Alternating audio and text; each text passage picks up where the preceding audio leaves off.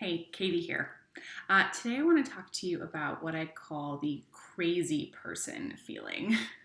If you are frustrated with your eating, and most people who come to me are, then I think that you're basically guaranteed to come up against this crazy person feeling if you want to genuinely shift your eating in a real and lasting way. And not in a, I gave up sugar for 30 days and then I went back to eating amounts of sugar that made me feel terrible kind of way.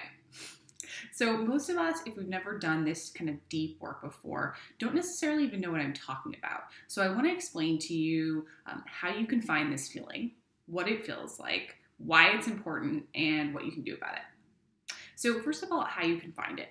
So I first came across the crazy person feeling when I tried to eat in an integral way for the first time.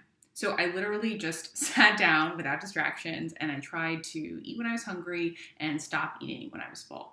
And what happened inevitably is that I was full before my full portion of food was done. And there was this feeling of like shakiness of like, I expected to eat this whole portion, but I'm full now. What am I going to do? And that is like the beginnings of a light kind of crazy person feeling. The crazy person feeling I think also comes up, for example, if I like decide that I want a cookie and then I walk to the kitchen and then I realize that I'm not actually even hungry. And there's this disconnect, which I think is what the crazy person feeling is, between what I had wanted in this sort of unthinking way, what I had felt pulled towards, and I think there's some element of compulsion there, versus what I actually know to be true when I like genuinely check in with myself, which is like, I don't actually want any sugar right now, or whatever it happens to be. And the result of that, what the crazy person feeling then feels like, is you feel kind of jumpy, you feel a little crazy in your chest or in your belly. That's how it feels to me. There's a feeling of like, ah!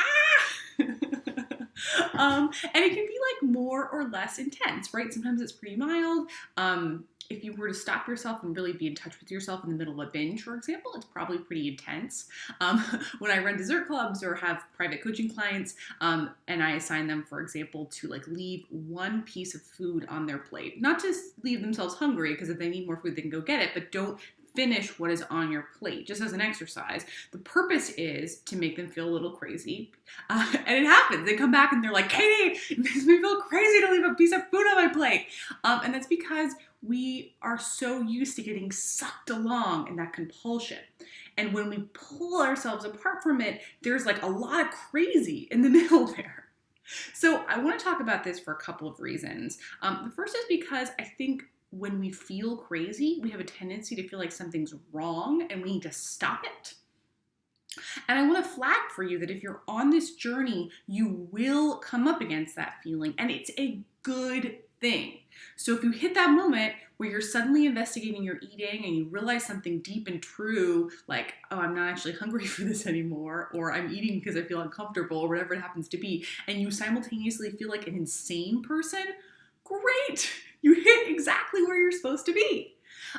Second, I think this is almost more relevant for most of us. If you never feel that feeling and you find yourself often eating in ways that don't really serve you, you need to lean into some things that are going to get you closer to that, which could mean, for example, like having a meal without distractions and really paying attention to what you're wanting and what's really true for you, and noticing if you feel crazy by, for example, not finishing what's on your plate.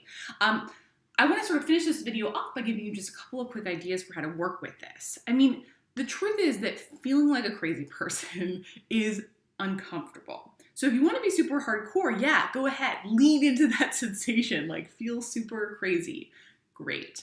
But for most of us who have like a normal capacity to deal with uncomfortable things, I think what I'm really saying is I want you to first notice that feeling and don't think of it as a bad thing. Think of it as a great thing. Second, see if you can stretch out that feeling just a little bit longer than you used to be able to. So, I think our instinct is to feel it for like a quarter of a second and then be like, I'm going to eat this cookie to stop feeling this way. But if you could instead like stretch it out for 2 seconds or 5 seconds or like a full minute, just sit at your kitchen table like feeling crazy because you're not going to eat that cookie that you were about to compulsively eat, and then make a decision, right? So stretch it out. And then the third piece of advice I would say is that like, it's legit to distract yourself. So if you feel crazy and you know that it's because you're about to do something that's not serving you with food, like if you can, and we can't always again, but if you can, it's totally legit to like go play a game on your phone or like go on Instagram. Do whatever you gotta do to like organize yourself so that you don't like immediately flow into the compulsion. So I want to finish this video here, even though I know there's a ton more I could say, because this gets at like the deeper stuff that I really care about. And I know it's a bit abstract, but I hope it's useful. If you find yourself coming up against that crazy person feeling when you're about to eat in a way that doesn't serve you, don't be scared. You're on the right track. I'm wishing you the best of luck, and until next time.